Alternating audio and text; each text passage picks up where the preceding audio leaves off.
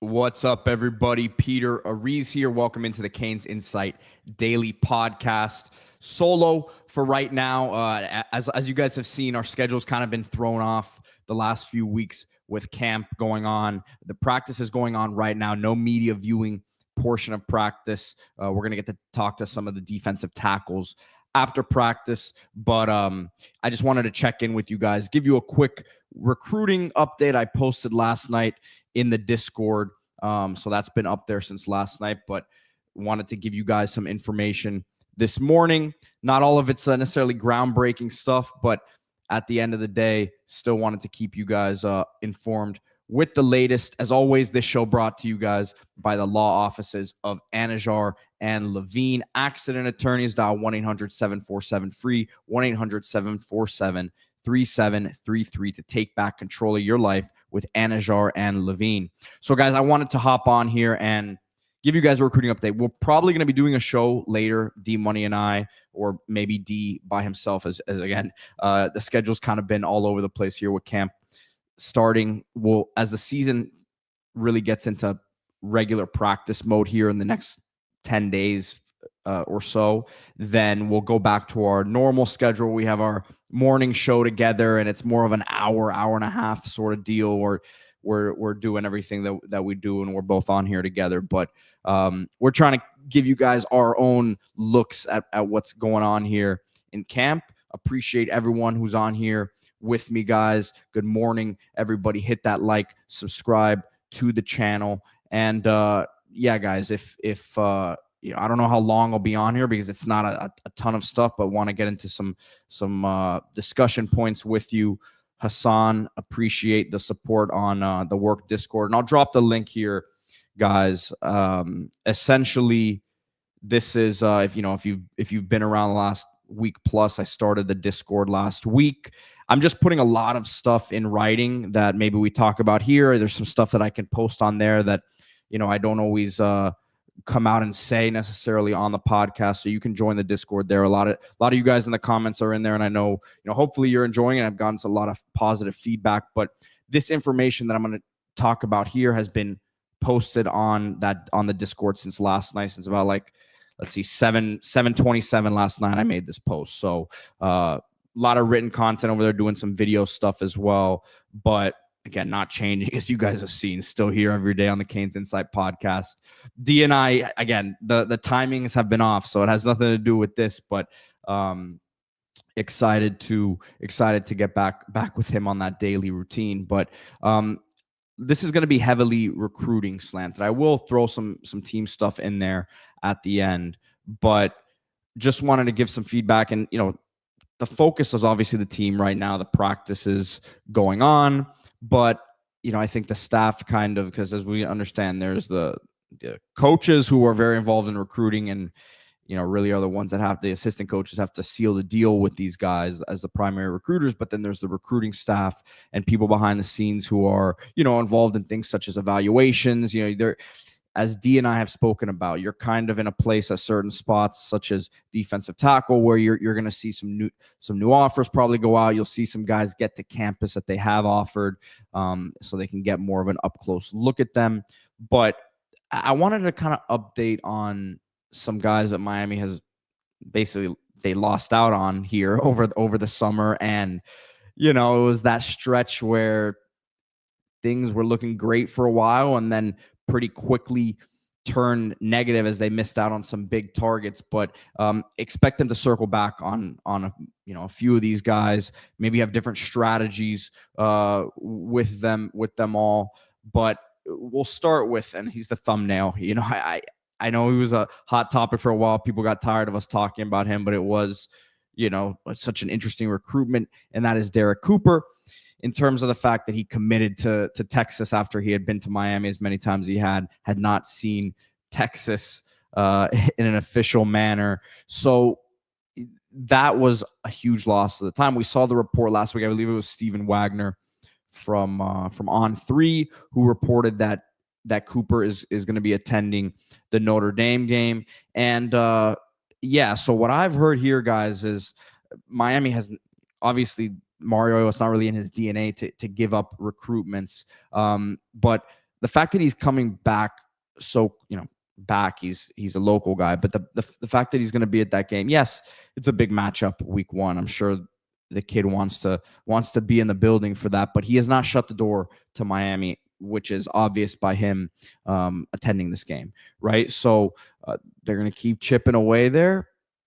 I'm not going to sit here and tell you like, hey, Miami feels good about flipping it. Not doing any more of that with Derek Cooper, right? I came out and said about a week and a half before his decision, talking to people, that I felt like Texas was going to be the move there. Miami, before he had pushed the commitment back, thought he was probably going to Georgia.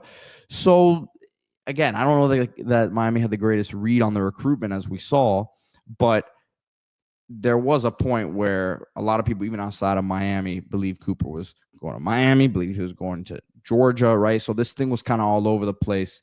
Those sort of recruitments, Miami's not going to give up on. So just, again, kind of confirming the report that's out there that he's going to be at the game, but talking to some people behind the scenes, they're going to keep chipping away there. So we'll see what happens. We're going to go through some more names here that I think maybe, there's a couple more here that have a better likelihood maybe of flipping. And there's some guys that I think are going to be tough, but James Johnson, I think he's going to be a bit of a different approach in terms of, yes, really think Miami's going to swing back on him eventually, but from what I've gathered, I don't see them making that push right now necessarily.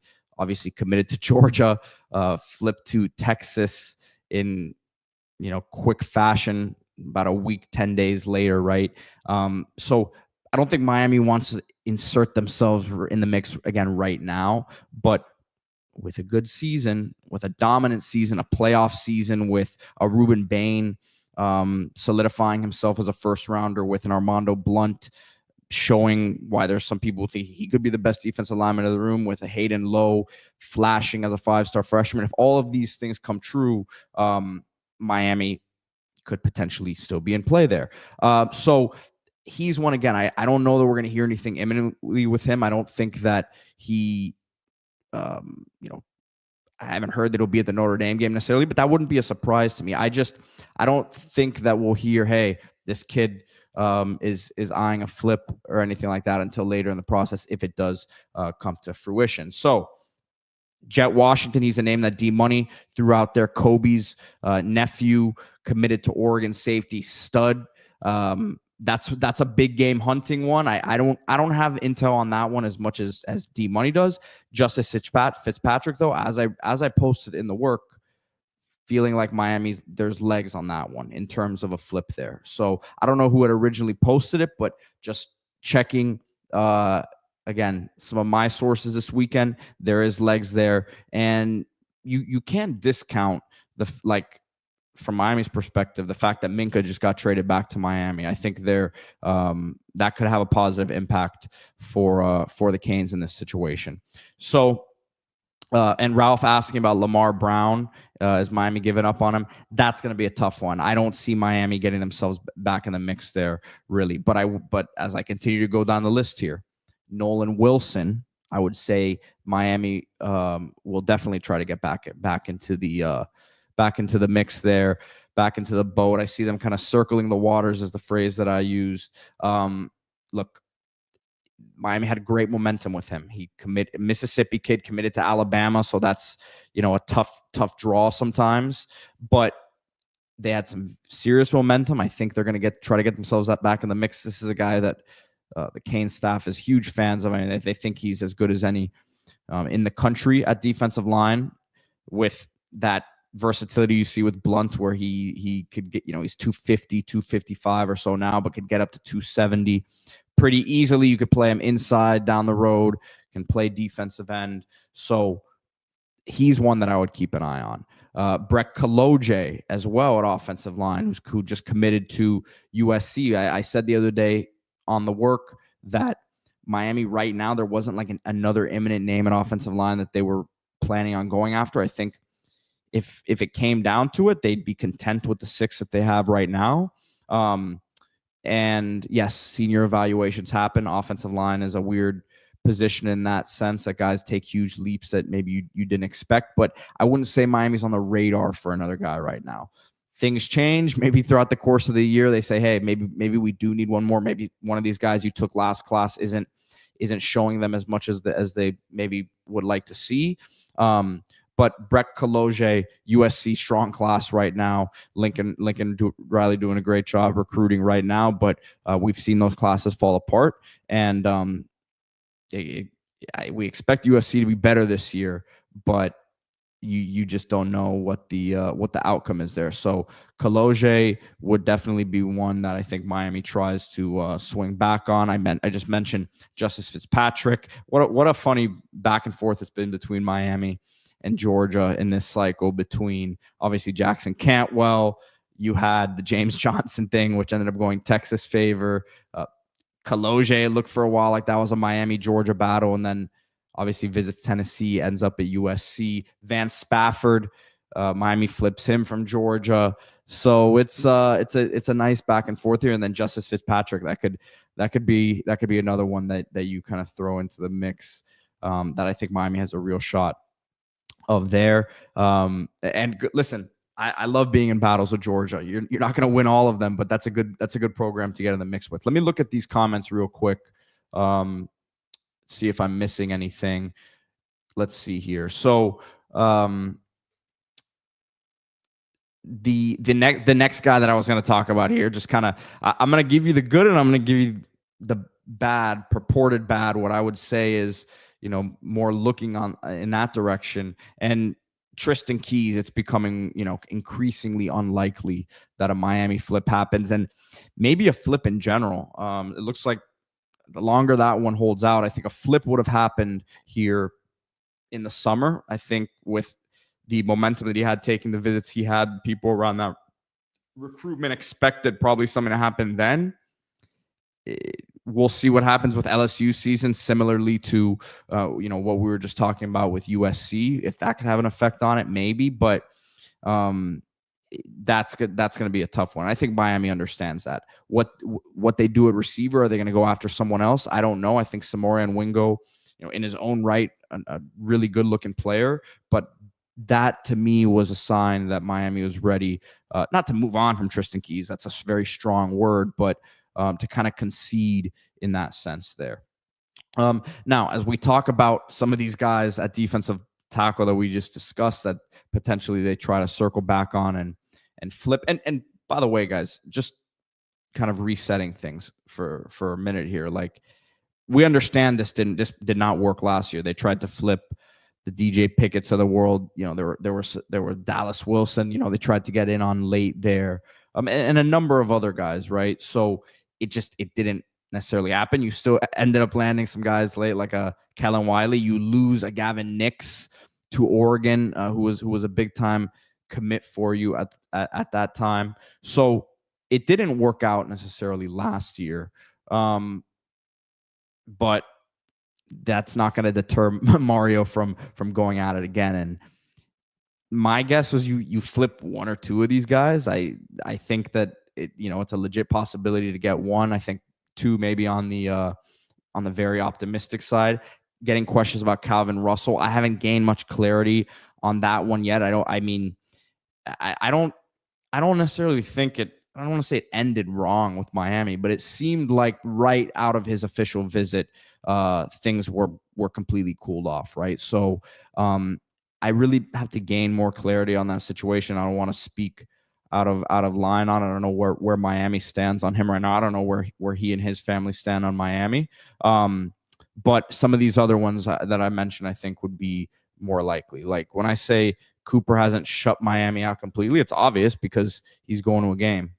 We'll see what happens, but right now I think he's content with the situation at Syracuse.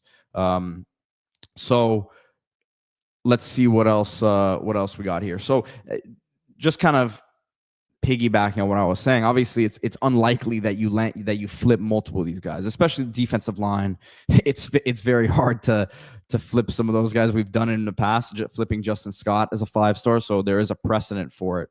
But one guy that I would keep an eye on is Logan Nagel, especially if Miami gets this guy on campus and they can verify the size up close and the frame, right? So Logan Nagel's from DePaul Catholic in New Jersey, committed to Pitt right now, a school that historically does really well with these defensive line evaluations.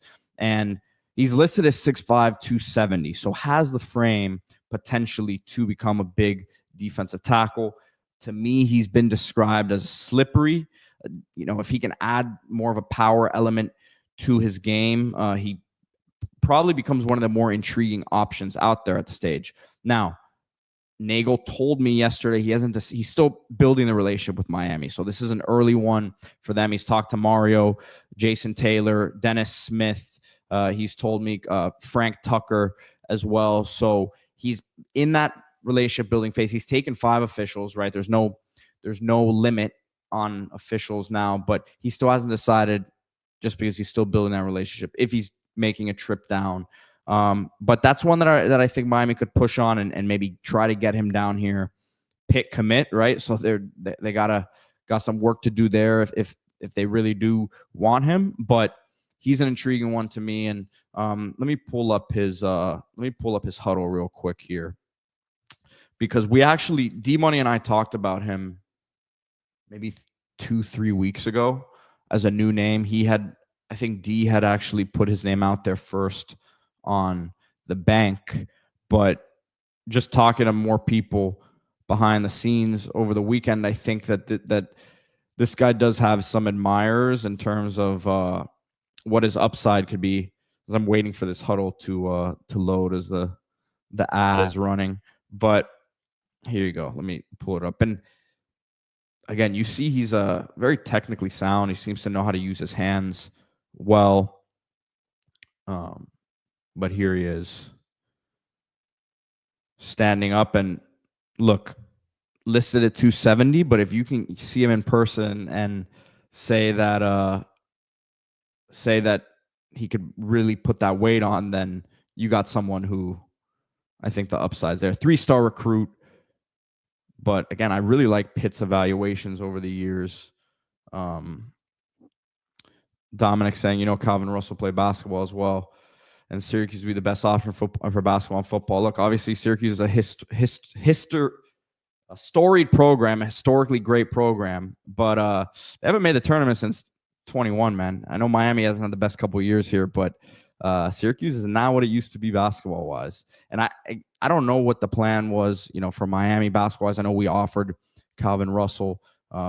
Maybe he was more in the plans basketball-wise. Syracuse, maybe they're telling him what he wants to hear. I don't know. There's a lot to it. But watching Logan Nagel here, man, again, he's got the length. He's got a nice track back there.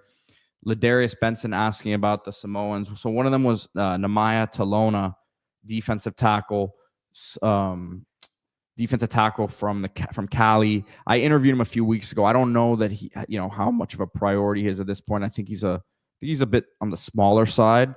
And again, a lot of this is you send these offers out. You see, there's some guys who you watch their tape, you like it, but the more you dig, the more the body type becomes important. And that's why I think like this one right here, if this guy is very productive, man. He's very, very productive. And, from what I understand, solid competition up there in New Jersey, but maybe someone in the comments can tell me otherwise. Good get off there. Power seems to be what he doesn't seem to need to use it very much here, but when you get to that next level, it'll obviously be important. Good long arm there. Nice sack. So, yeah. I see some questions about John Mateer. My initial thoughts, as you guys saw yesterday, there was some like Venmo transaction history with him.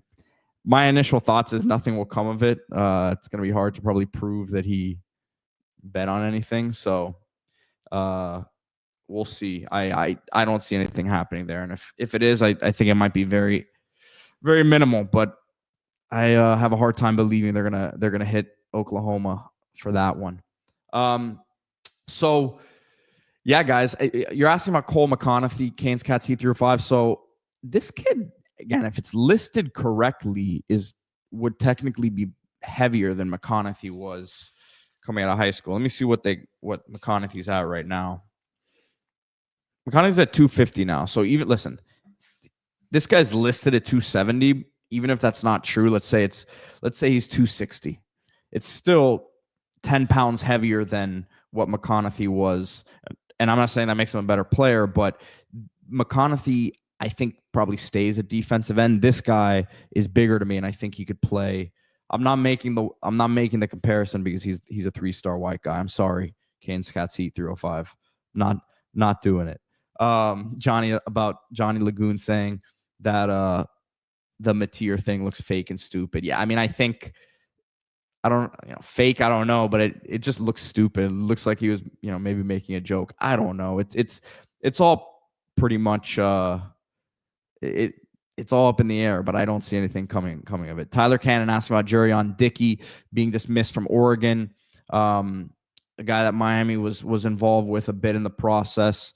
If there's any chance Miami targets him, I don't see that. I mean, not now. If he goes to a JUCO, gets his situation cleaned up, or goes to a smaller school, or I'm not saying that a P4 program wouldn't take a chance on him, but I don't see Miami being desperate enough right now to bring that into the locker room. You're in a very good place. As much as we don't like to talk about the culture and all that, it's something that Mario's done a very good job of correcting, having been around the end of the Manny era there. It wasn't the greatest locker room culture. So it sounds like a bit of a cliche, but I don't know that I'd want to bring that into the room right now. And I don't know that Mario would either. And as Johnny's saying, it sounded like he was fighting at practice. It sounded like he was arguing with the coaches, and that's stuff that you heard in the Shannon era. That's stuff you heard in the Golden era. It's not stuff that you want to bring into the locker right now. You're not. Johnny Lagoon says Jeff Thomas. So yeah, I'm not gonna expect that one. Hassan asked about Jason Lopez. He's another one that I would kind of put in the same boat as Russell, that I'm not going to say, hey, yeah, they're for sure going to make a move on him. I would personally like them to stay around there. FSU, we expect them to have a better season, but I don't know how good it's going to look for them. So, I'll look to try to get some more clarity there. We know D-Money and I are big fans of his, so I think he'd be a great addition to the class. But guys, I'm going to hop off here. Appreciate the support as always. Hopefully D and I will be back later today. If not, D will be on again. Here's the Discord link in the comments. All this stuff here that we're talking about has been up there since last night, and it's a good discussion in there. So guys, feel free to message me on there if you have any questions, anything like that, and stay tuned. Be back maybe later today, if not tomorrow. Go Canes.